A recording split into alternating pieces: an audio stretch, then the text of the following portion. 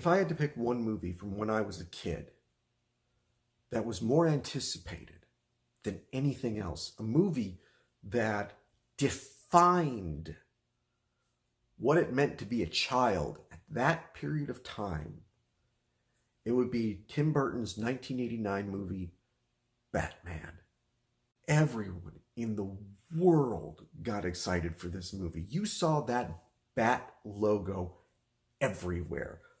Billboards everywhere. Everybody's t-shirt. Everybody had that t-shirt with the Batman logo on it. It became the template for comic book movies for up until, I would say, replaced by Dark Knight and Iron Man in 2008. The Batman franchise is one that it completely went off the rails. In part because, in my opinion, they pushed Tim Burton out. And in doing so pushed out Michael Keaton, and they completely changed the tone as a reaction to Batman Returns.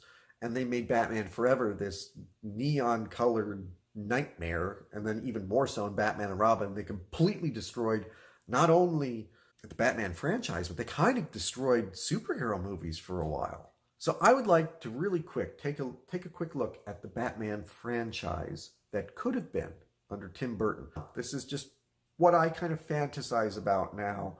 Looking back, what would have been great. We're going to start with 89 Batman. Wouldn't change a thing. Wouldn't change anything. Except for one.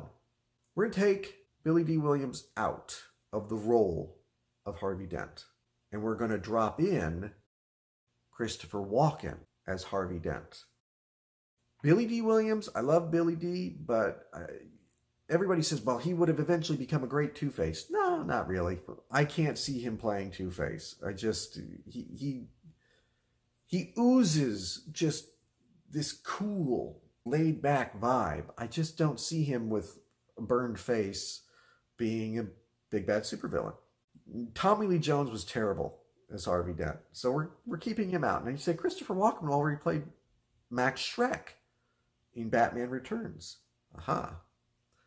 We get to Batman Returns, and what we change in Batman Returns is we get rid of Max Schreck, and we put in Harvey Dent. We keep the plot more or less the same. Penguin is still blackmailing Christopher Walken, this time as Harvey Dent, but he's gotten hold of Harvey's psychological records. So he knows that the split personality exists. Now, it is the split personality, it's the bad version of Harvey that pushes Selina Kyle out the window. So in this way, we don't get the sort of Max Schreck sleazy politician character. We get Christopher Walken playing this guy who's got these two personalities. He doesn't have the face yet, but he's got this public persona. He's the DA. He wants to keep his job. He wants to get reelected. But he's got this split personality. He's trying to keep it under control. But the split personality is doing these horrible things and working with the Penguin. Penguin's blackmailing the good Harvey Dent. He doesn't know what to do. And then at the end of the movie, when Catwoman gets her revenge, she deforms Harvey Dent. And instead of killing him, the end of Batman Returns ends with Harvey in the hospital, now Two-Face. Then we get to Batman Forever. We keep Tim Burton. We keep Michael Keaton. We've got now Christopher Walken playing Two-Face. He's the central villain. We bring in Robin Williams to play the Riddler. He was everybody's first choice. He was the one that was supposed to play the Riddler. I don't hate Jim Carrey as the Riddler, but Robin Williams would fit the Tim Burton tone better than Jim Carrey would have. You beef up Two-Face is more of a genuine threat. The Riddler is more of a side threat working with him. You would eventually, at the end of the movie, you kill off Harvey Dent. That ends this trilogy arc for that character, right? But Riddler doesn't die. Riddler gets committed to Arkham. And in Arkham, he finds that he's got a doctor. He's got a doctor that's working with him. And the doctor, he's Jonathan Crane, and he is played by Jeff Goldblum, we now begin the second trilogy, Batman and Robin. We keep Mr. Freeze and Poison Ivy. We get rid of Arnold.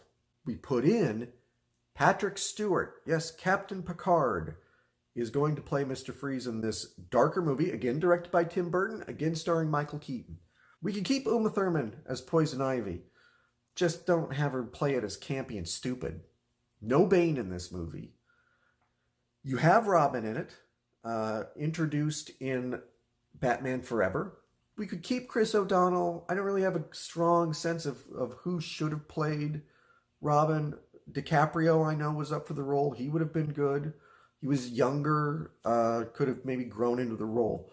The story, blah, blah, blah, could be the same story. The story structure of Batman and Robin actually isn't the problem. You know, Mr. Freeze is trying to thaw out his love. It's the story from Batman, the animated series. Uma Thurman is helping him do that. Keep all that. Get rid of Batgirl for this movie. You have Jeff Goldblum in the background. He's there. You're sowing the seeds. The fifth movie, Batman Unchained. In this movie, we have the Mad Hatter as the main villain, played by Mike Myers, who was very hot at the time. That's the star power that movie needed. We're going to bring in some muscle for him. We're going to bring Bane into this one, and Bane will be played by Arnold Schwarzenegger. Yes, Arnold does still get to be in the movie, just not as Mr. Freeze. At the end of Batman and Robin, Dick Grayson quits. This movie, he becomes Nightwing. Batman takes on Barbara Gordon, not Pennyworth, Gordon, as his new apprentice. We get Batgirl in this movie. We're threading in still Jonathan Crane as this character who is creating these supervillains at this point out of Arkham Asylum. This leads us finally into Batman Triumphant, the sixth and final movie in this Tim Burton-Michael Keaton collaboration. Batman Triumphant, we finally reveal Jonathan Crane, again played by Jeff Goldblum, as the Scarecrow. But we also show that the sort of Machiavellian character behind all of this was Ra's al Ghul, played by Liam Neeson. Liam Neeson is my shiznit. Basically, at this point, this movie would have come out around the same time Batman Begins came out. Called Batman Triumphant because it's Batman finally sort of having a victory over what would be the final supervillains in Gotham. You know, you find out that it was really kind of Jonathan Crane and Ra's al Ghul all this time, torturing patients in Arkham and then setting them loose on the city. That would be the epic conclusion to my Batman saga as directed by Tim Burton. Now, you can agree with some of my choices. You could not agree with some of my choices. I think what you can't disagree with is it would have been better than Batman Forever and Batman and Robin. What killed the dinosaurs? The Ice Age!